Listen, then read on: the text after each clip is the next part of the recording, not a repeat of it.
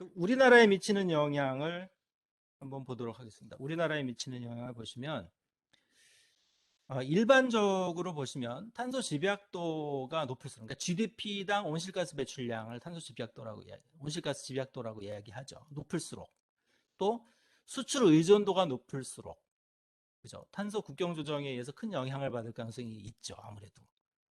그런데 보시면 외형적으로 보면 한국은 탄소 집약도도 높고 수출 의존도도 높습니다. 그래서 얼핏 보면 상당히 큰 영향을 받을 국가로 보여요.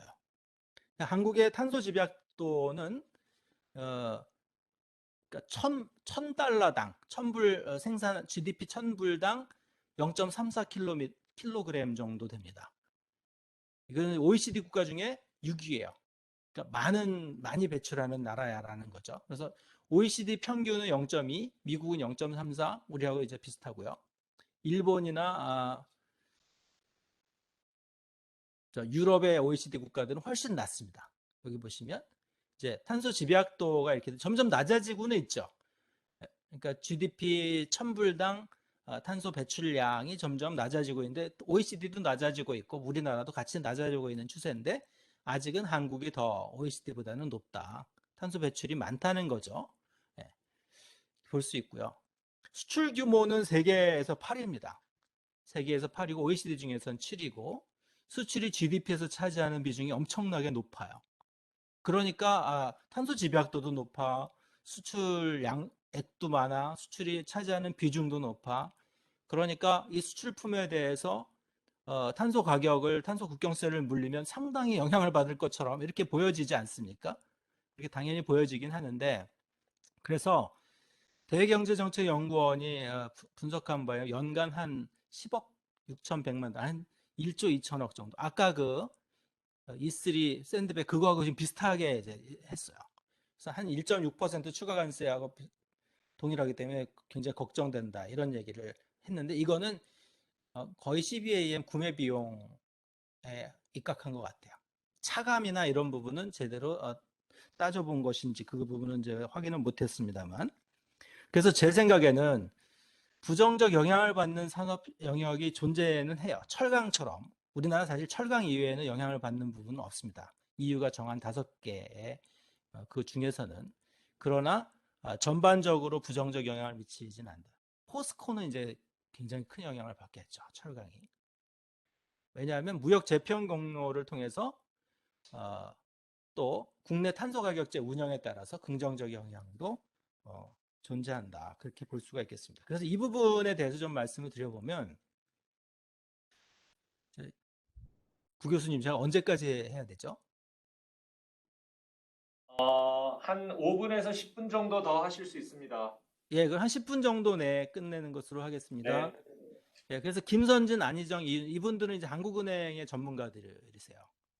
상당히 이제 한국은행에 계신 전문가들인데 이분들이 국제산업연관 분석 모형이라는 걸 이용해 가지고 우리나라 수출과 GDP에 미칠 수 있는 영향을 분석을 했습니다. 그래서 이제 두 가지 시나리오를 제시했는데 하나는 이제 EU하고 미국이 탄소 국경세를 도입한다. 그게 이제 기본 시나리오고 감면 시나리오는 우리나라에서 지불한 탄소 비용을 차감을 받는 시나리오입니다. 그래서 기본 시나리오에서는 50달러를 이제 우리가 탄소 국경세로 톤당 지불하는 것으로 상정했고 감면 시나리오는 35달러를 지불하는 것으로 설정을 이렇게 시나리오를 정했고 과세 대상 그 5가지 EUCB에 정한 5가지가 아니라 수출 전 품목에 대해서 이렇게 했고 이렇게 해보면 수출에 미치는 영향은 EU에 의해서 받는 영향이 0.5% 줄어들고 미국에 의해서 미국이 이런 거를 이제 채택했을 때 0.6% 줄어들 거다. 우리나라가 감면을 받는다고 해도 EU의 CBAM에서 0.3% 수출이 줄고 미국의 CBAM에 의해서 0.4% 줄어들 거다. 이렇게 이제 이렇게 계산을 했습니다. GDP에 미치는 영향은 EU가 채택했을 때 0.13%, 미국이 채택했을 때 0.15%, 합산 한 0.3% 정도 GDP 감소가 예상된다. 우리가 감면을 받을 경우에는 합산 0.16% 정도 GDP에 마이너스 부정적인 효과를 미칠 것이다. 이렇게 분석을 했습니다. 이렇게 분석을 했는데 이제 이 분석은 이제 굉장히 유동적이죠. 분석 결과 유동적일 수밖에 없는 게 예를 들면 여기 보시면 이 밑에 이제 당구장 표시를 보시면 과세 대상과 세율이 이제 임의적인 거예요. 현재로서는. 그래서 이 부분 변동에 따라서 탄소 국경세가 수출과 GDP에 미치는 영향이 상당히 달라질 거고요. 그다음에 현재 논의되고 있는 EU와 미국 탄소 국경 조정의 경우에는 철강, 알루미늄, 시멘 이런 것만 적용하는 것으로 되어 있는데 이 분석에서는 지금 모든 품목으로 이렇게 되어 있기 때문에 또 다르고 또 기본 시나리오 세율의 경우에 EU ETS 배출권 가격이 지금 50달러로 상정한 거 아닙니까? 50달러. 감면 받았을 때 35달러. 근데 지금 이게 50달러가 아닙니다. 2021년에만 2021년에만 지금 130%가 증가했어요. 130%. 여기 보시면 좀 이따 다시 보여드리겠습니다. 그래서 상당히 75달러 정도. 제가 지난주에 이렇게 검색을 해보니까 75불 정도 됐기 때문에 이 수치도 다르고 감면 시나리오 세율이 35달러로 돼 있는 이것도 우리나라 국내 탄소 가격 지불을 어떻게 인정받느냐에 따라서 상당히 유동적인 것이다. 이렇게 볼 수 있겠습니다.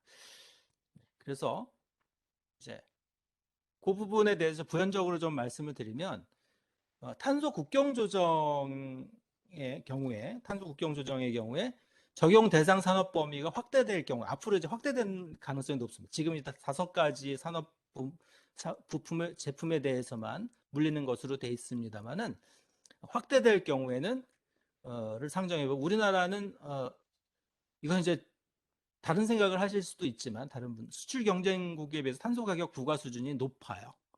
그래서 유리한 측면, 감면 받을 수 있는 측면이 많은데 그 근거로 말씀드릴 수 있는 거는 지금 OECD에서 OECD 또는 G20에 속한 44개 국가, 전 세계 탄소 배출의 80%를 점유하는 이 44개 국가를 대상으로 해서 2021년에 나온 데이터 자료입니다만 데이터는 2018년을 기준으로 해서 탄소 가격 점수를 매긴 게 있습니다.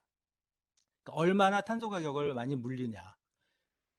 카본 프라이싱 스코어를 물려서 한국이 세계 10위에 해당됩니다. 그러니까 굉장히 탄소 가격을 많이 물리는 나라로 랭킹이 세계 10위권입니다.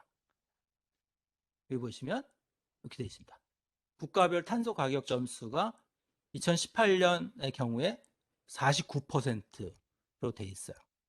49%로 되어 있는데 여기 보시면 요 위에 있는 우리나라보다 탄소 가격 점수가 높은 나라 중에 우리나라하고 수출 경쟁을 하는 나라는 거의 없습니다. 거의 없고 우리하고 수출 경쟁을 많이 하는 나라 중국이나 뭐 인도, 일본, 미국 이런 나라들은 전부 보시면 뭐 20%, 10%대의 탄소 가격 점수를 보여주고 있습니다. 그래서 유리할 수 있다는 것이죠. 이게 탄소 가격 국경 조정이 확대될 경우에 유리할 수 있다. 또 굉장히 빠르게 증가하고 있습니다. 이 탄소 가격 점수가 2012년에 21%였는데 우리가 2015년에 뭐 했습니까? 2015년에 배출권 거래제 실시하면서 높아져서 2018년에 49%로 증가했습니다. 이거 어떻게 매기는지는 이제 이 세 가지 방식으로 유효탄소 가격을 설정하는데 시간 관계상 이 부분은 생략을 하고요. 49%라는 것은 이제 우리가 탄소 중립으로 가기 위해서 부과해야 될 탄소 가격이 만약에 100이다. 그럼 우리나라는 49만큼 탄소 가격을 매긴다. 이런 의미라고 보시면 되겠습니다. 근데 여기 이제 보시면 이런 탄소 가격 산정에서 약간 우려가 되는 부분인데 배출권 가격, 탄소세, 연료 사용세 이 세 가지를 포함해서 이 OECD가 이런 가격을 이런 탄소 가격 점수를 산정을 하는데 한국 점수가 100이라면 기여 비중이 우리나라는 탄소세가 없기 때문에 그죠? 연료 사용세가 70%, 배출권 가격이 30% 이렇게 설정이 되어 있습니다. 그래서 만약에 EU에서 연료 사용세는 탄소 가격으로 인정하지 못하겠는데 이러면 이제 큰일이 나는 건데 연료 사용세도 탄소 가격으로 OECD처럼 이렇게 인정을 한다면 우리나라는 상당히 유리한 위치에 놓일 수 있다. 이렇게 볼 수 있고요. 다른 나라에 이제 나온 연구들, 최근 연구들도 보면 한국은 선진적인 배출권 거래제가 실시되고 있어서 이 CBAM 부담이 낮을 것이다. 유리한 위치에 있다라는 전망을 하고 있는 연구들이 있습니다. 그래서 이제 국내 탄소 가격제를 이제 강화하는 것이 어떻게 보면 이런 탄소 국경 조정에 잘 대응하는 그런 방법이 될 수 있고, 전 세계적으로 지금 탄소 가격제가 확산하고 있고요. 확산하고 있고, 또 탄소 가격 상승 가능성도 굉장히 높기 때문에 국내에서 탄소 가격을 많이 물리는 방식, 그러니까 탄소세를 도입하는 것은 좀뭐 요원한 일일 수 있으나 국내에서 뭐 탄소 무상할당 비용을 좀 줄인다든지 하는 방식으로 국내에서 탄소 가격제를 강화하는 것이 우리나라에 어차피 가야 될 탄소 중립의 경로를 위해서도 중요하고, 이 탄소 국경 조정 제도가 확산됐을 때 국내 수출 산업이 영향을 덜 받을 수 있도록 하는 그런 방법이다. 이렇게 볼 수 있고요. 그 다른 나라에 가서 탄소 국경세 내는 얘기죠. 국내의 탄소 비용을 납부하는 것이 이 애국적 관점에서도 더 바람직한 그런 것이 아닌가 이렇게 볼 수 있겠습니다. 자, 여기 이제 설명해야 될 부분이 많은데 시간 관계상 넘어가도록 하겠습니다. 지금 10년간 EU ETS에서의 그 배출권 가격이 10배가 뛰었습니다. 10배. 7달러, 8달러, 7유로, 8유로 하던 것이 75유로로 올해 이렇게 뛰었고, 근데 이거를 이제 탄소 국경 조정의 그 CBAM 서티피킷으로 이 가격을 적용한다면 이제 굉장히 이제 타격을 볼 나라들이 많아지겠죠. 그다음 우리나라의 경우를 보면 여기 사우스 코리아 여기 있습니다만, 여기 보시면은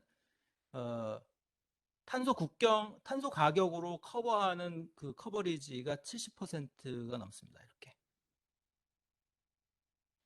그러니까 우리나라 모든 배출되는 탄소 배출량 중에 75% 정도가 탄소 가격에 적용을 받는다는 거예요. 커버리지 높고, 그 다음에 탄소 가격은 한 20달러 정도 선에서 유지가 되고, 이거 이제 지금 이제 요거는 2020년 이거 그 이전의 자료니까 좀 다를 수 있는데, 다른 나라들에 비해서 이 커버리지도 굉장히 크고 탄소 가격 수준도 높습니다. 그래서 탄소 국경 조정에 의해서 상대적으로 크게 불리한 위치에 있는 것은 아니다. 이렇게 볼 수 있을 것 같습니다. 자, 그래서 마지막으로 이제 시간이 많이 지났습니다만, 마지막으로 탄소 국경 조정의 쟁점, 과제 부분을 마지막으로 말씀드리도록 하겠습니다. 5가지 정도를 말씀드릴 수 있을 것 같아요. 첫 번째는 적용 범위의 문제가 있습니다. 적용 범위는 이제 초기에는 탄소 배출이 많고 탄소 누출 가능성이 높은 EIT라고 말씀드렸었죠. 적용하고 점차 모든 산업 부문으로 확대되고, 또 간접 배출량을 대상으로 지금 하되 점차 직접 배출량을 지금 대상으로 하는 것으로 되는데 점차 간접 배출량이라는 건 이제 그 생산 과정에서 사용된 전기의 배출량, 전기를 생산할 때 이산화탄소가 배출되잖아요. 그것까지 확대될 전망이고, 그래서 요거는 이제 이게 만약에 확대된다면 우리나라처럼 석탄 발전 이렇게 많은 경우에는 이 간접 배출량이 많은 것으로 잡힐 가능성이 있죠. 또 어떤 문제가 있냐면 온실가스 중에 CO2만 적용할 거냐. 지금 CO2만 거의 적용하는 것으로 돼 있는데 온실가스는 6가지가 있지 않습니까? 교토의정서에서 정한. 우리나라 배출권 거래제에서는 이 6가지를 모두 포함시킵니다.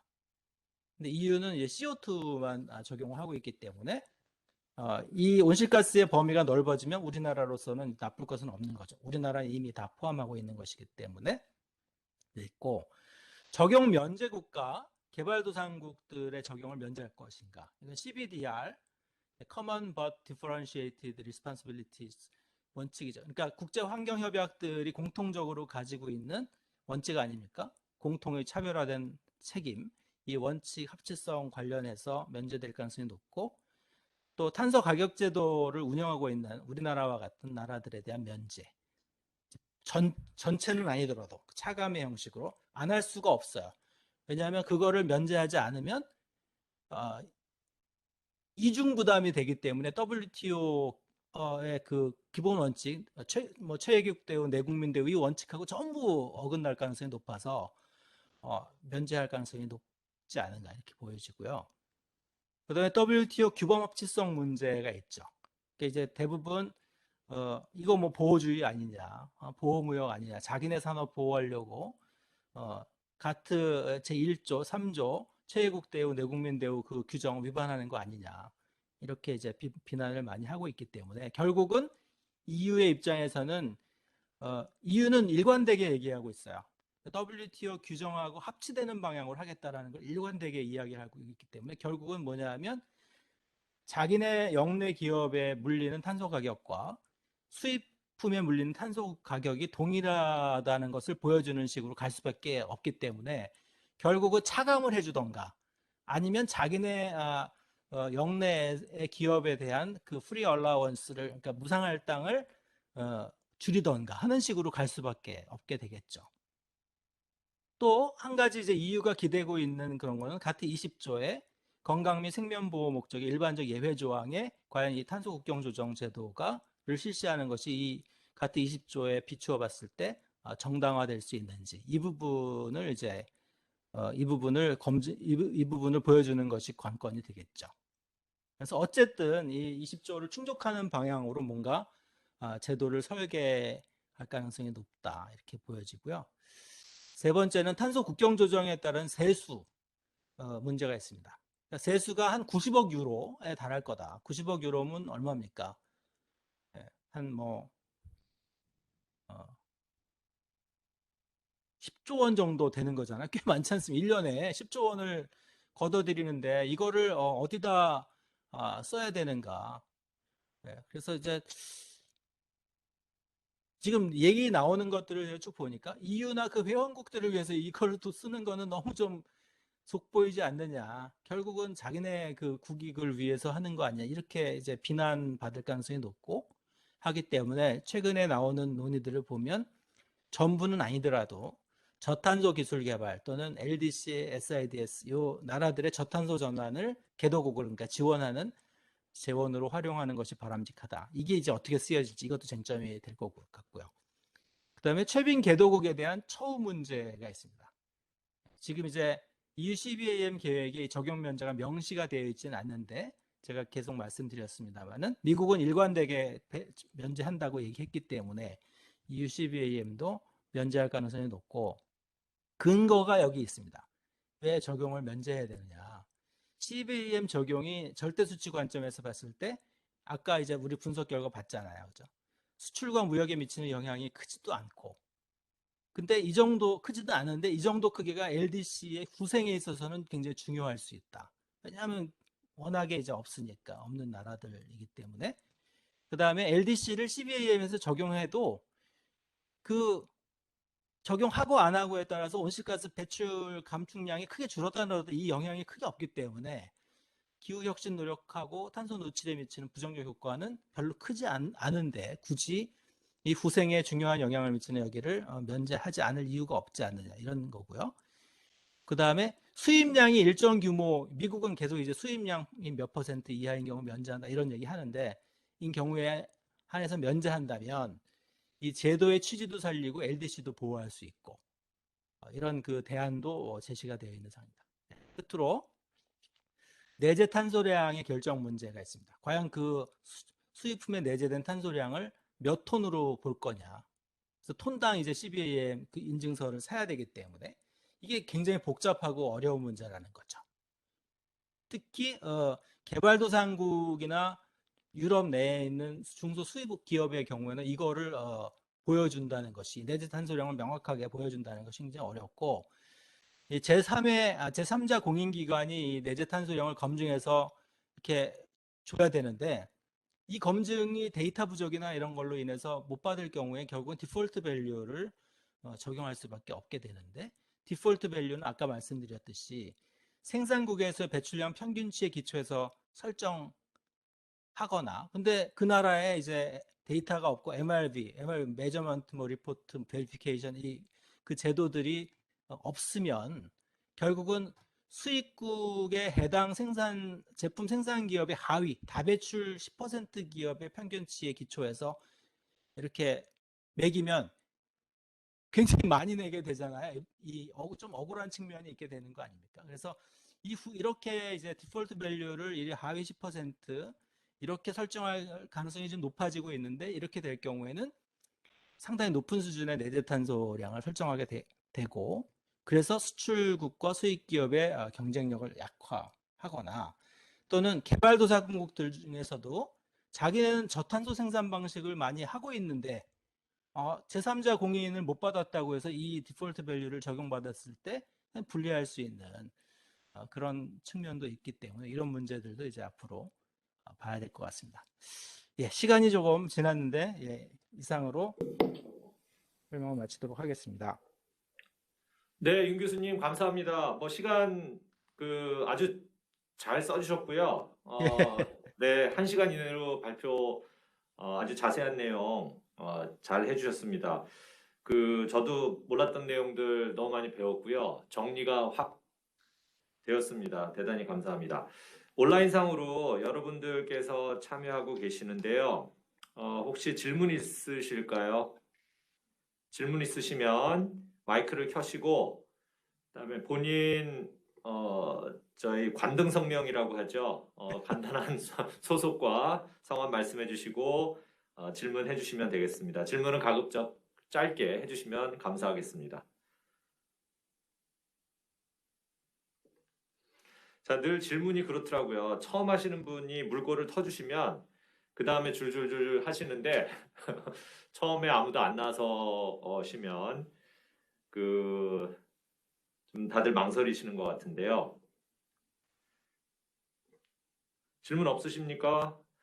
보통 질문이 없는 경우는 발제하신 분이 모든 질문을 미리 다 답변을 하셔서 질문을 남겨놓지 않으신 경우에 그런 경우가 있더라고요. 워낙 자세하게 말씀을 해주셔서 질문이 없으실 수도 있을 것 같은데, 제가 먼저 간단히 질문 하나 드릴게요. 중국을 언급을 하셨습니다만, 지난 뭐 G20 정상회의도 그렇고 이번에 당사국 총회에서도 뭐 명시적 또는 묵시적으로 소위 말하는 이제 더티 콜, 더러운 석탄, 그래서 중국을 겨냥하고 있다, 뭐 이런 얘기들이 나오고 있거든요. 결국은 지금 중국이 세계 가장 많은 철강 생산국이죠. 물론 이제 내수가 크긴 하지만 잠재적으로 중국산 철강이 미국 시장 그리고 또 유럽 시장에 많이 들어가고 있는데, 이것에 대한 견제의 목적이 아니냐. 그래서 아무래도 이제 중국이 가장 큰 영향을 받을 수밖에 없는 그런 구조라면, 그러니까 중국이 지금 뭐 반발을 한다 정도 말씀을 해주셨는데, 중국이 가지고 있는 카드는 뭘까요? 예, 그래서 저도 이제 사실 근데 중국은 워낙 이제 이 무역 규모가 크다 보니까 사실 탄소 국경 조정에 의해서 영향받는 뭐 액수가 좀 클 수는 있지만, 중국 전체에서 차지하는 그 그거는 그렇게 크지 않을 수도 있을 것 같아요. 여기 보시면 아, 예, 요 정도거든요.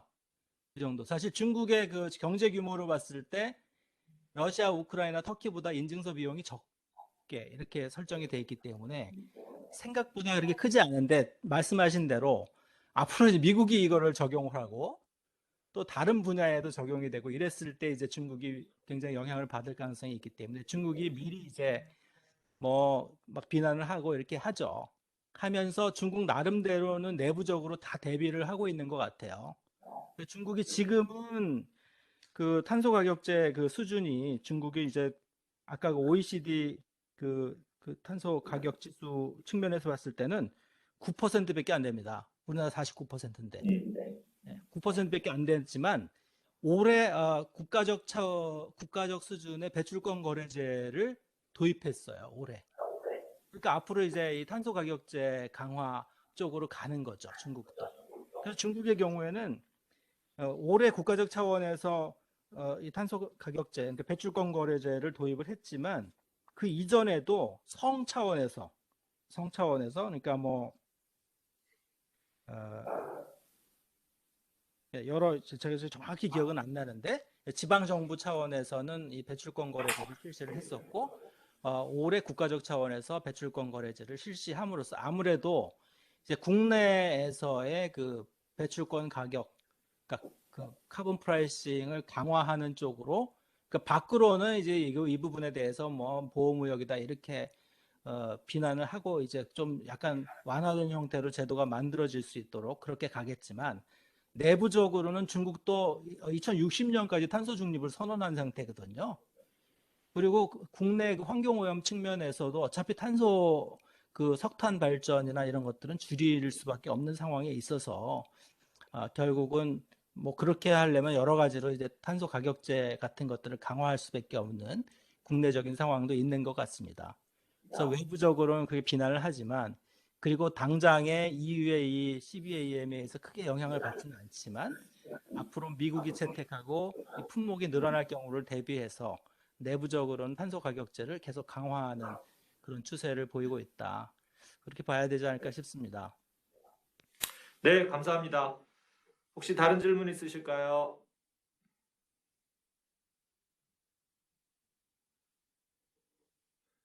질문 없으시면 제가 계속 할 수 있어요.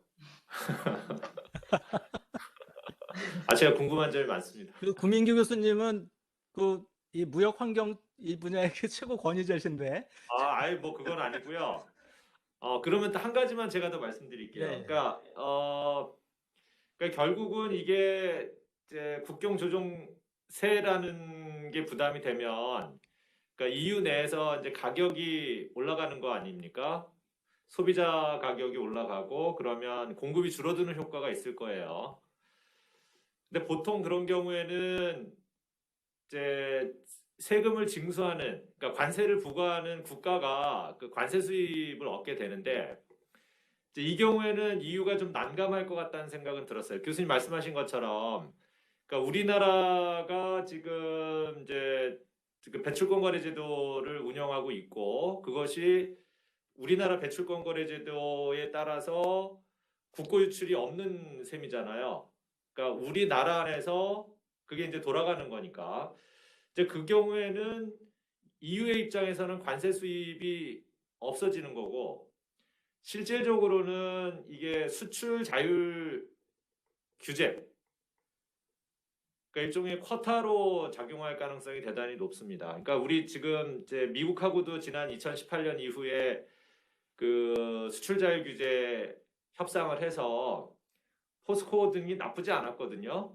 수출 물량은 줄어들었지만 오히려 가격이 좀 올라감으로써 그 포스코 등 우리 철강 기업들의 이유는 크게 영향을 받지 않았고 오히려 좀 더 올라갔다라는 보고들도 있어요. 그런 관점에서 본다면 지금 뭐 철강 산업이 큰 영향을 받는다고는 하지만 그게 이제 국내에서 그 배출권 거래제도 하에서 그런 비용을 지불을 하고 EU에 나간다면 EU로서는 손해를 볼 거기 때문에 아마 거기에 대해서도 자기들이 스스로 이 제도를 조정을 해야 되지 않을까 싶은데요. 예. 교수님 말씀 취지가 굉장히 저하고 공감하는 바가 큰 것 같은데요. 그러니까 이제 우리나라 포스코 같은 경우에는 이제 뭐 그 엄청난 그 탄소 배출권을 사야 되잖아요. 그런 그 입장에 있지 않습니까? 아직은 이제 거의 무상할당을 받고 있기 때문에 지금은 발생하진 않지만 만약에 이제 이게 수출을 했을 경우에 EU나 미국에 수출을 했을 경우에 그 나라의 이제 탄소 국경세를 적용을 받으면 이제 심각한 문제가 되니까 차라리 국내에서 그 탄소 가격을 지불을 하는 게 우리나라 입장에서는 좋은데 그렇게 되면은 EU 입장에서는 기껏 탄소 국경 조정 실시했는데 추가되는 관세 수입은 없게 되는 그런 일이 생기지 않습니까? 이제 그러면 스스로 이 부분을 어떻게 좀 조정하게 되지 않게 그럴 수도 있을 것 같아요. 그럴 수도 있을 것 같은데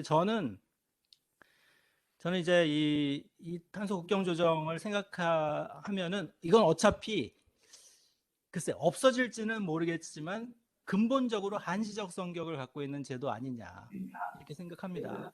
왜냐하면 탄소 가격이 이제 천차만별이니까 나라에 따라서 그걸 조정하기 위해서 탄소 가격 적게 부여하는 나라에 물건이 들어오면 거기다가 EU에서 부과하는 탄소 가격만큼 얹어서 받겠다라는 거 아니겠어요? 그렇게 되면 결국은 그 나라에서도 자기네 나라의 탄소 가격을 내는 게 나니까 그 나라에서 탄소 가격제를 계속 만들어 강화시켜서 EU하고 비슷한 수준의 탄소 가격제가 되면 탄소 국경 조정이 필요가 없지 않습니까? 그래서 이 제도가 굉장히 잘 돼서 성공적으로 정착이 되면 결과는 아이러니하게 이 제도가 없어지게 되는 그런 결과가 나오는 거 아니냐. 지금 그 취지하고 유 교수님 말씀해 취지가 이제 비슷한 얘기가 되는 것 같습니다. 네.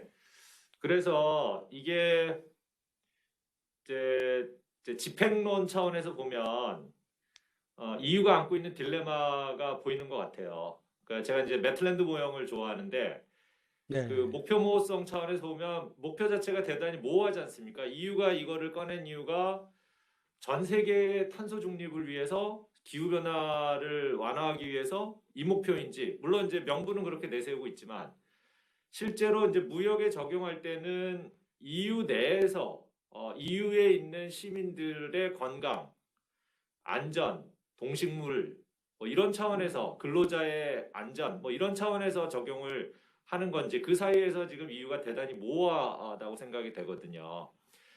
근데 그러니까 대외적으로 내세우는 명분은 전자일 것으로 보이는데 바로 이제 그 전자 부분이 지금 말씀하신 것처럼 확산이 되어서 달성이 되면 EU 입장에서는 오히려 재미가 없어지는 그 역설적인 결과도 예상이 됩니다. 그렇죠. 네, 네. 네. 자, 그래서 이거 보니까 교수님 말씀 듣고 보니까 이게 뭐 아주 그냥 쌈박하게 뭐가 돌아갈 것 같지는 않고 기껏해야 좀 이렇게 상징적 또는 실험적으로 그 집행이 좀 되다가 좀 지지부진해지지 않을까 하는 생각도 들고 그다음에 우회로가 너무 많아요. 우회로가. 그렇습니다. 예. 네. 그러니까 EU만 하면은 이거는 답이 안 나오는 거고요. 소위 말한 노답이고 미국이 열심히 동참할지도 지금 불확실하고 등등 하다면 결국 이원화된 구조로 갈 가능성이 대단히 많고요. 이후에는 이제 깨끗한 철강, 깨끗한 알루미늄을 수출을 하고 다른 국가들에게는 좀 더럽고 지저분한 철강, 알루미늄을 수출하는 이런 오히려 그 세계 경제가 이원화되는데 굉장히 큰 기여를 할 수도 있기 때문에 그런 딜레마에 빠진다면 저는 이게 지속 가능하지 않을 것으로 보는데요. 네, 결국은 그러니까 얼마만큼 많은 나라들이 참여하느냐 하는 문제가 될 것 같습니다. 네. 그렇습니다. 예. 예. 그게 그렇지 않아도 지금 그 EU CBAM의 성공적 안착을 위해서 여러 가지 이제 그 과제들이 제시가 되고 있는데 그 중에 빠지지 않고 제시되는 과제가 어떻게 이제 이 기후 혁신 그룹이 연대를 이룰 것이냐. 그 연대를 이루지 않을 경우에 지금 말씀하신 대로 이원화될 가능성이 높잖아요. 그 선진국끼리 거래하고 그 들어온 그 온실가스 배출 많은 나라들끼리 거래하고 이렇게 되면 탄소 국경 조정을 안 해도 되니까 그죠? 그렇게 될 가능성이 높기 때문에 그렇게 돼 가지고서는 뭐 별로 안 좋은 일이 되니까 그래서 그 결국은 지금 한 2년 정도의 그 조정 기간 이게 남았잖아요. 이 의회도 거쳐야 되고 뭐그 여러 EU 내에서 여러 가지 논의를 거쳐서 한 2년 정도 걸릴 걸로 보더라고요. 제도가 확정되기까지.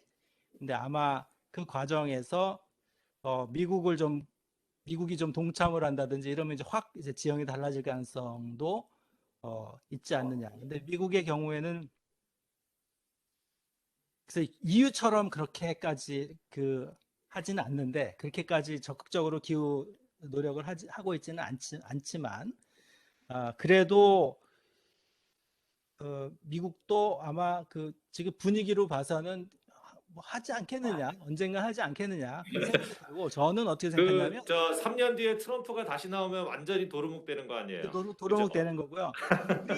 저는 우리나라는 실시할 수 있다고 봅니다. 탄소 국경 네, 조정. 네. 우리나라가 탄소 국경 어, 조정을 실시할 수 있다. 음, 우리나라도 수입품 면에서도 수입 면에서도 세계 10위권의 수입 대국이거든요. 음, 음, 그러니까 우리는 국내 탄소 가격 수준이 높기 때문에 음. 국내 기업 보호 차원에서라도 우리나라의 탄소 국경 조정 제도도 언젠가는 조만간 논의가 되지 않겠나 그런 생각을 해봅니다. 네, 감사합니다. 혹시 질문하실 분들 계실까요? 네, 없으시면 이것으로 마쳐야 될 것 같습니다. 다시 한번 교수님 오늘 너무너무 좋은 강연 감사드리고 굉장히 많이 배웠습니다. 교수님 말씀해 주신 것처럼 우리 같은 경우는 탄소 국경 조정 제도가 전면적으로 실시되더라도 이미 준비가 되어 있기 때문에 나쁘지 않다라는 것. 그 다음에 또 이 제도가 흐지부지 되더라도 또 나쁘지 않다라는. 그래서 보면은 결국은 이제 우리가 어떻게 대응을 하느냐에 따라 결과가 또 달라지겠습니다만 그렇게 막 호들갑을 떨 일은 아니다라는 생각이 들었습니다. 자, 그런 의미에서 다시 한번 교수님께 감사드리고요. 저희가 이제 내년쯤에 다시 한번 중간 점검을 위해서 교수님 모시고 한번 말씀을 들어야 될지도 모르겠습니다.